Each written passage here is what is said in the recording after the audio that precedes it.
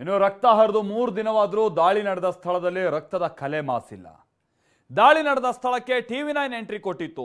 TV9 ಕ್ಯಾಮೆರಾದಲ್ಲಿ ಉಗ್ರರ ನರಮೇಧದ ನಂತರದ ಭಯಾನಕ ದೃಶ್ಯಗಳೇ ಸೆರೆಯಾಗಿವೆ. ಚೀರಾಟ, ಕೂಗಾಟ. ಏಪ್ರಿಲ್ 22ರಂದು ಬೈಸರನ್ ಕಣಿವೆಯಲ್ಲಿ ನಡೆದ ದಾಳಿಯ ವೇಳೆಯ ದೃಶ್ಯವಿದು. ಗುಂಡಿನ ಮೊರೆತಕ್ಕೆ ಪ್ರವಾಸಿಗರು ಕೂಗಾಡಿದ್ದಾರೆ. ಟಿ ಶರ್ಟ್ ಮಾರುವ ಅಂಗಡಿ ಬಳಿ ಅವಿತಿದ್ದ ಪ್ರವಾಸಿಗರು ಕೂಗುತ್ತಿರುವ ದೃಶ್ಯ ರಿವೀಲ್ ಆಗಿದೆ.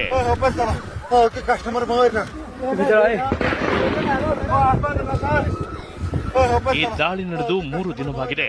3 ದಿನಗಳಾದರೂ ಮಾಸದ ನೆತ್ತರ ಕಲೆಗಳು, ಚೆಲ್ಲಾಪಿಲ್ಲಿಯಾಗಿ ಬಿದ್ದಿರುವ ಕುರ್ಚಿಗಳು, ಅಂಗಡಿ ಮುಂಗಟ್ಟುಗಳು ಧ್ವಂಸ.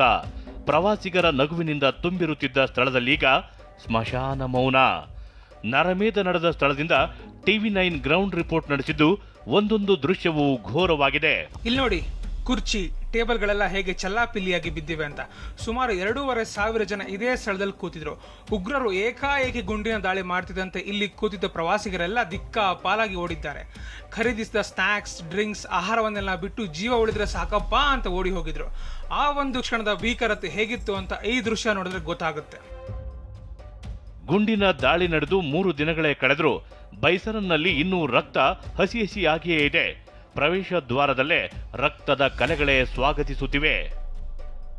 ಇನ್ನು ಪಹಲ್ಗಾಮ್ನಲ್ಲಿ ದಾಳಿ ನಡೆದ ವೇಳೆ ಮಹಿಳೆಯೊಬ್ಬರು ತನ್ನ ಮೊಬೈಲ್ನಲ್ಲಿ ಫೋಟೋ ಕ್ಲಿಕ್ಕಿಸಿ ದಿಟ್ಟತನ ತೋರಿದ್ದಾರೆ. ಈತನೇ ಉಗ್ರ, ನಮ್ಮ ಧರ್ಮ ಕೇಳಿದ್ದ ಅಂತ ಆರೋಪಿಸಿದ್ದಾರೆ. ಸದ್ಯ ಫೋಟೋದಲ್ಲಿರುವ ವ್ಯಕ್ತಿಯನ್ನ ವಶಕ್ಕೆ ಪಡೆದು ವಿಚಾರಣೆ ನಡೆಸಲಾಗ್ತಿದೆ. यही हमसे बार बार कुरान की बात कर रहा था, तो मैंने झूठ बोला था कि मेरे साथ जितने भी लोग आए वो मुस्लिम आए, क्योंकि मेरे को इसके इरादे सही नहीं लग रहे थे. ಲೋಕಸಭಾ ವಿಪಕ್ಷ ನಾಯಕ ರಾಹುಲ್ ಗಾಂಧಿ ಶ್ರೀನಗರಕ್ಕೆ ಭೇಟಿ ನೀಡಿದ್ರು. ಮೊದಲು ಲೆಫ್ಟಿನೆಂಟ್ ಗವರ್ನರ್ ಮನೋಜ್ ಸಿನ್ಹಾ, ಮುಖ್ಯಮಂತ್ರಿ ಓಮರ್ ಅಬ್ದುಲ್ಲಾ ಅವರನ್ನ ಭೇಟಿ ಮಾಡಿ ಪ್ರಕರಣದ ಬಗ್ಗೆ ಚರ್ಚೆ ನಡೆಸಿದ್ರು.